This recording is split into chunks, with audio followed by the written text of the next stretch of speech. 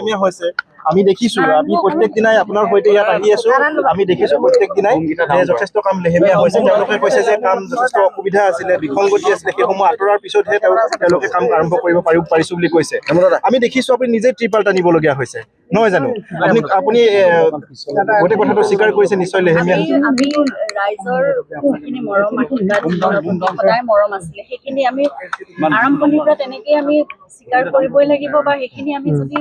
কেনেবাকে অৱহেলা কৰোঁ তেতিয়াহ'লে সেইটো আমাৰ পাপ হ'ব গতিকে এতিয়া কায়িকভাৱে নোহোৱাৰ পিছতো জুবিনৰ বাবে সেইটো বস্তু কাৰো মনত নাই যে জুবিন আমাৰ মাজত নাই জুবিন সদায় আছে আমাৰ মাজত গতিকে সেইখিনি মৰম আশীৰ্বাদে সদায় উপচাই ৰাখিছে সেইখিনি আমি অৱহেলিত কৰিবলৈ কেতিয়াও দিব নোৱাৰোঁ সেইকাৰণে মই আহি ত্ৰিপাল টানিব লগা হৈছে দেখিছোঁ যে বৰষুণত তিতি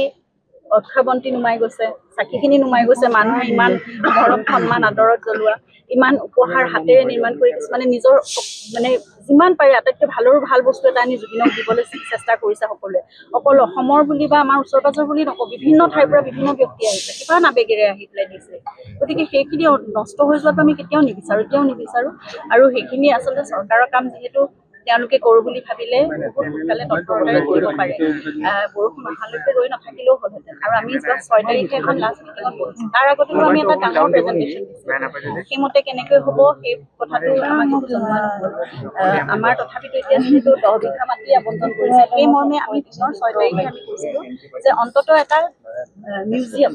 জুবিনৰ ইমানবোৰ বস্তু জুবিনৰ নিজৰো আছে আৰু ইমানবোৰ উপহাৰ আছে সকলোবোৰ সুৰক্ষিত সংৰক্ষিত কৰিব পৰাকৈ এটা মিউজিয়াম আনকি এজনে জুবিনে চলোৱা পাজেৰো গাড়ীখনটোৱে ইমান আৱেগেৰে এজন গেৰেজৰ মালিক তেখেতে পাজেৰোখন বনাই ৰেডি কৰি ৰাখিছে তেওঁ বিচাৰিছে যে তেওঁ নিজেই গ্লাছৰ বক্স তৈয়াৰ কৰিব বাহিৰত ৰাখিব যেতিয়া মিউজিয়ামটো হ'ব গতিকে তেনেকৈ বস্তু বহুত সাজু হৈ আছে জুবিনক ছিংগাপুৰ যাত্ৰাত অনা সেই কাষ্টটো আমি খুব সযতনে ৰাখিছোঁ তেনেকুৱা বহুত বস্তু আছে যিবোৰ বস্তু সেই মিউজিয়ামতহে সংগ্ৰহিত হ'ব পাৰিব আৰু দেশ বিদেশৰ মানুহে সকলোৱে আহি চাব তাত বহুত আৱেগ জড়িত হৈ থকা বস্তু আছে জুবিনে ব্যৱহাৰ কৰা বস্তু এই উপহাৰ সামগ্ৰী এই গোটেইবোৰ বস্তু আমি আচলতে এতিয়া বিচাৰিছোঁ যে অন্ততঃ এটা মিউজিয়াম সেইদিনাখন 6 তাৰিখে সেইটোৱে ডিচিশ্যন মানে আমি আমাৰ ফালৰ পৰা আমি সেইটো যে মিউজিয়াম এটা লগত লাইব্ৰেৰী এটা আৰু এখন মুকলি মঞ্চ জুবিনৰ মানে যিসকল নতুন প্ৰজন্মৰ ল'ৰা ছোৱালী আছে সকলোৱে আহি যাতে তাত জুবিনৰ গীত মাত তেওঁলোকে পৰিৱেশন কৰিব পাৰে বা নিজৰ কিবা এটা গীত তেওঁলোকে বনাইছে কিবা এটা কবিতা লিখিছে সকলোৱে যাতে বা নাম প্ৰসংগ কৰিছে সকলো যাতে কৰিব পাৰে সেই কথাবোৰ সোনকালে হ'ব লাগে আৰু তাতকৈ ডাঙৰ কথা সুৰক্ষিত কৰিব লাগে যে বাউণ্ডেৰী ৱালখনৰ কথা ইয়াত পানী নোসোমোৱাকৈ ৰাখিব পৰা কথা এই কথাখিনি আমি বহু দিনৰ পৰা কৈ আছোঁ যথেষ্ট ভূমিৰ প্ৰয়োজন মিউজিয়াম এখন মঞ্চ এখনৰ কথা কৈছে কিছু ভূমিৰো প্ৰয়োজন 10 বিঘা মাটি আছে সম্ভৱ নহয় 10 বিঘা তাৰ ভিতৰত হোৱাকে মিউজিয়াম আৰু কাৰণ এই অস্থায়ী যিবোৰ নিৰ্মাণ কৰি থৈছে এইখিনি ভাঙি দি পেলাই এইখিনি গোটেইখিনি ধুনীয়াকৈ লেণ্ডস্কেপিংসমূহ মাজে মাজে আৰু এটা হয়তো মিউজিয়ামটো হয়তো আমি নিবিচাৰোঁ মাল্টি ষ্টৰিত কৰিব লগা হ'ব পাৰে কাৰণ জেগাটো কম আৰু এটা মঞ্চখনো এনেকুৱা কোৱা নাই যে বৃহৎ এখন মঞ্চ হ'ব লাগিব কিন্তু এটা ভাল জোখৰ গতিকে সেইখিনি নিশ্চয় ইয়াত হ'ব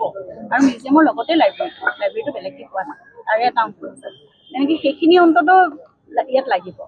সেই কথাখিনি কৈছোঁ সেইখিনি ইয়াত হ'ব বুলিও তেওঁলোকে কৈছে আৰু তেওঁলোকে সেইকাৰণে কৈছে যে সেইখিনি আমি কম্পনেণ্ট দিছোঁ সেইখিনি জেগাই জেগাই বহুৱাই এটা মানে এখন কি বুলি ক'ব সেইটো প্লেনিং এখন আমাক সকলোকে দেখুৱাওক ৰাজহুৱা কোন চাইডে গোটেই অসমৰ ৰাইজে আমি সকলোৱে দেখোঁ আৰু তাৰপিছত আমি ক'ব পাৰিম যে এইটো এনেকৈ হ'লে ভাল এইটো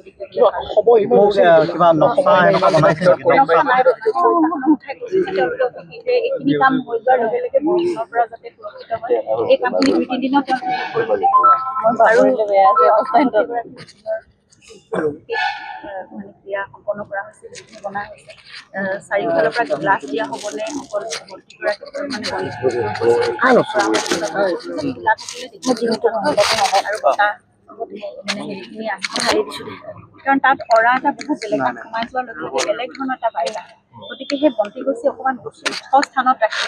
আৰু এচাৰকণিও যাতে নপৰে তেনেকুৱা ধৰণে প্ৰটেক্টেড কৰি ৰাখি অক্ষবন্তি গছি এতিয়াও যাতে নুনুমাই সেই কথাটো কিন্তু ইয়াত মন দিব লাগিব একদম পৰিচালনা সমিতি যিয়ে থাকক তেনেকৈ থাকক চাব লাগিব আৰু চাকি বন্তি জ্বলোৱা এটা বেলেগ জেগা তেওঁলোকে ইফালে দিশৰ পৰা নিৰ্মাণ কৰিছে তাৰপিছত এই সকলো সকলো খোজকাঢ়িবলৈ জেগাখিনি ঠিক কৰি দিম বুলি কৈছে পে'মেণ্ট মানে আছে। তাৰপিছত তেওঁলোকে কৈছে যে সেই মিউজিয়াম লাইব্ৰেৰী আৰু মঞ্চখন তাত ইয়াত বহিব পাৰে, যদি বহিব পাৰে সেই জেগাখিনি তেতিয়াহ'লে তেওঁলোকে এটা নক্সা তৈয়াৰ কৰি আমাক সকলোকে দেখুৱাওক, ৰাজহুৱা কৰক সকলোৱে, আৰু যিমান পাৰি সোনকালে আজি নিৰ্মাণ কমিটি গোটেইকেইগৰাকী লোক আহিছে, তেওঁলোকক কি তালে সকলোখিনি ইয়াত যিমান এতিয়া নতুনকে যিখিনি উপহাৰসমূহ বা ৰাইজে বিভিন্ন কাৰণে আগবঢ়াব সেই উপহাৰখিনি তাত তেওঁলোকে প্ৰটেক্টেড কৰি ৰাখিব। এটা ফালে তেওঁলোকে নাম সকলোৱে নাম প্ৰসংগ কৰিব পৰা, প্ৰাৰ্থনা কৰিব পৰাকৈ এটা খোলা জেগা ৰাখিব। যথেষ্ট ডাঙৰ জেগা সেইখিনি ৰাখিছে, 32x40 এনেকুৱা জেগা সেইখিনি দিছে। তাৰপিছত 8 ফুট বহল এটা ৰাস্তা তেওঁলোকে সোমাব পৰা কৰি দিব, আৰু তলত সেইখিনি যাতে বোকা নহয়, পানী নহয়, তেনেকুৱা ধৰণে ৰাখিব। চাকি বন্তি জ্বলোৱা জেগাবোৰ প্ৰটেক্টেড কৰিব, আৰু এই অস্থায়ী নিৰ্মাণখিনি তেওঁলোকে ভাঙি পেলাব। কাৰণ এইখিনিতো এনেই কৰা হৈছিল যেতিয়া সেই দিনটোৰ কাৰণে, আজি ছমাহে এইটো ৰাখিব বুলি আমি কোনেও ভবা নাছিলোঁ আচলতে, আৰু তাত কেতিয়াও প্ৰটেক্টেড হৈ থাকিব নোৱাৰে। আৰু যিমানখিনি সামগ্ৰী আছে সেইখিনি আয়ুক্ত মহোদয়ে কৈছে, উপায়ুক্ত মহোদয়ে, যে সেইখিনি তেওঁলোকে সকলোখিনি ভিডিঅ' কৰি সকলো ৰাইজক মানে খোলাখুলিকৈ এখন লিষ্ট বনাব, আৰু সকলো ভিডিঅ' কৰি সকলো দেখুৱাব, আৰু সেইখিনি সুৰক্ষিত স্থানলৈ এতিয়া নিৰ্মাণ কাৰ্য সম্পন্ন হ'ব সময়ত সেইখিনি স্থানান্তৰিত কৰি সুৰক্ষিতভাৱে ৰাখিব। আৰু যেতিয়া ইয়াত মিউজিয়াম হ'ব তেতিয়া কিমান সময় লাগিব একো সময়সীমা পোৱা নাই। আমিতো যিমান পাৰি সোনকালে সেই কথাটো কৈছোঁ। এই অস্থায়ী কোনেনো ঠেলি আছে পিছফালৰ পৰা বাউণ্ডেৰী ৱালৰ কামটো বাউণ্ডেৰী ৱালৰ ফালে হৈ যাব, কাৰণ ভিতৰৰ নিৰ্মাণ গতিকে চাইমাল্টেনিয়াছলি বস্তুবোৰ হ'ব পাৰে, সেই কথাটোৱে আমি কৈছোঁ।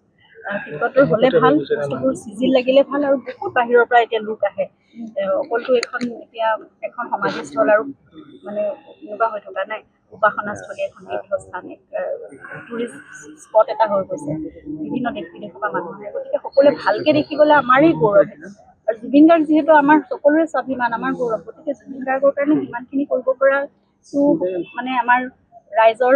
বা চৰকাৰৰ সকলোৰে দায়িত্ব থাকিব লাগে। গতিকে সেইখিনিতো ৰাইজে এতিয়া সাজুৱে হৈ আছে। চৰকাৰে যদি নিজে তেওঁলোকে মাটি আবণ্টন কৰিছে, তেওঁলোকে যদি সেইখিনি দায়িত্ব গ্ৰহণ কৰে তেতিয়াহ'লে নিশ্চয় আৰু সোনকালে কৰিলে ভাল। আমাৰ সকলোৰে সেইটোৱে দাবী, অনুৰোধ, সকলোৱে সেইটোৱে বিচাৰে।